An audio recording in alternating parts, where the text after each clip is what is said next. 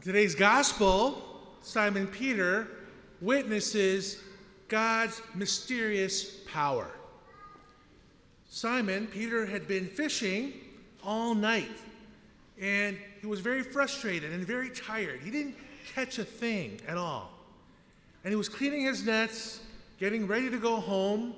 His work was finished because it was the end of the day. And then he listened to Jesus talk, right? And then Jesus, after his talk, tells him to go back out there. Go back out there into the sea and lower your nets one more time, right? And we see Simon, first of all, he follows Jesus. He tells him, okay, I'll do it. Then he sets out there and he catches an astounding amount of fish when he didn't catch anything before. He caught so much fish. It says in the gospel here that the nets were even breaking because there's so many fish in his nets. And it also says that the boats were in danger of sinking because they caught so many fish that they brought into the boat. And then it says that Simon, or Peter, in response to this amazing miracle, Peter falls at the knees of Jesus and tells Jesus, "Depart from me, Lord, because I am a sinful man." Peter, because of this amazing miracle, was so humbled. He humbles himself, knowing that he should have trusted and believed in Jesus all along. And he even calls Jesus Lord, which we know that he truly believes that Jesus is the Son of the living God. And Jesus calls Peter to come and follow him. And exactly at that moment, Peter leaves everything behind. Everything. His whole family, his livelihood of fishing, and he follows Jesus. What a perfect example of faith. Jesus is showing us this in the gospel to show us a perfect example of faith for all of us. All of us are called every day to just drop our nets, drop our lives, everything. Drop everything and believe in Jesus and follow him. I want to share a story with you guys. As a young man, I had a good time. Right? Father Dindo always had a good time and enjoyed himself, enjoyed life to the fullest, if you can believe that. I was being good most of the time, right? But when I got older, like when I was in my 30s, my early 30s, I needed to settle down. I knew that I had to settle down. I wanted so much to get married, have a family. And I remember thinking to myself, I always went to church very faithfully with my family. And I knew that the church would be the best place to meet a nice Catholic girl, right? So I decided to, I love singing so much, and I joined our parish choir at my home parish there in Naperville, St. Elizabeth Seton. And the choir is so full of cute girls, right? And I remember meeting these women, and they were so awesome, and we became lifelong friends. We had a Filipino choir back in the day, and so I met a whole bunch of people. And I had made lifelong friendships, and these women, eventually, I became friends with their husbands, and then they had gotten married, and then I did the weddings, and I did all of the baptisms. So it's awesome. But another incredible thing happened when I joined that choir. I also became very close to and befriended the pastor of our parish, Father Ernie Norbeck.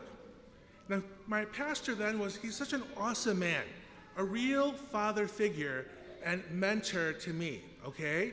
He taught me about Jesus, and listening to his homilies, I was always mesmerized by the way he spoke, inspiring. And we had great times because we'd hang out together.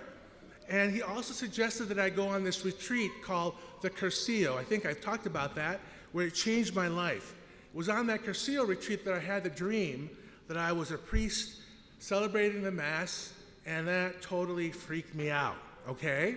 So the first thing I did after I had that retreat, and I had to talk to my friend, Father Ernie, and I asked him what this was all about, what it was all about.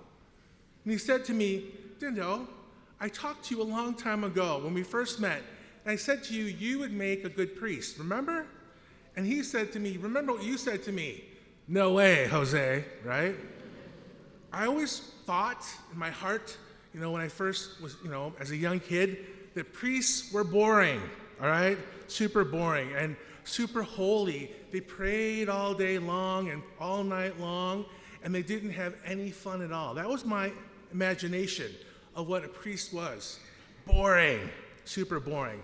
But after meeting Father Ernie, and then I met some of his friends who were also awesome priests, and the seminarians of our diocese, I knew that was not true at all. That was not true at all. Because priests are cool, all right? Priests are so cool. You would not believe it. I live with Father Sam. He's so cool. I listen to him all day long, okay? And Father Jose, too. And so Father Ernie said to me, pray about this. Pray and think about it. So immediately, I went to adoration. Now, our parish, St. Elizabeth Seton, had just opened at this time a perpetual adoration chapel, like what we have over there by the cemetery. And so I went there, and I knelt down, and I prayed, and I felt the Lord, in adoration at that time when I was telling him what was happening to me and how I was feeling. I felt the hand of the Lord grab me by the shirt and pull me toward the monstrance. I felt this amazing pull toward the monstrance, as if Jesus was telling me, come, follow me. And I remember that feeling so called to follow him. I cried, and I kept on telling the Lord, no, I'm so sinful. I'm not holy enough. I'm not good enough. I'm not worthy. I'm not worthy. If you know what that means, you're old like me. All right. I told Father Ernie this too. And Father Ernie looked me in the eye. And he said to me, Dindo, no one is holy enough to be a priest of Jesus Christ. No one is holy enough to be a priest of Jesus Christ on his own. Jesus makes you holy. Jesus makes you good enough. Jesus makes you worthy. When Jesus calls us, he gives us everything that we need to be a good priest, to do our vocation. He said, look at St. Peter. Look at St. Peter and all those apostles, the first priests of the church. They were a ragtag bunch of goofballs, okay? They were sinful. Some of them were plain awful. Matthew was a tax collector, right? And a big sinner. And Jesus made those apostles worthy. Just like the gospel today, Jesus tells all of us that we are worthy. He will make us worthy in our life, worthy of him. Even though we're sinful, even though we do things that we're sorry for, we need to humble ourselves like Peter. Go to Jesus and tell him that we are sinful and we're sorry. And then trust in Jesus. Because when we trust in Jesus, all things are possible. Look at that miracle with all those fish. Your whole life, you guys, St. Mary, will turn around for the good. And your life will be a shining light to the whole world if you just let Jesus love you. And if you just let Jesus talk to you and let Jesus tell you that he wants you to follow him. Father Ernie's advice was so great. Know that you are loved by Jesus no matter what. Know that Jesus is calling you to follow his commandments. Okay, I'm talking to everyone here. We follow his commandments to trust and know him and know that you're worthy, because Jesus makes you worthy to live out your holy vocation, whatever your holy vocation is, to religious life as a priest, deacon, or sister, or brother, as a married person, to grow in love with another person, a man or woman, and to love them, and to grow in love and faith and have a family. That's a holy vocation. To be a single person, to serve God with your whole life, to serve him. That's a holy vocation. So St. Mary, drop your nets. Drop your nets. Follow Jesus.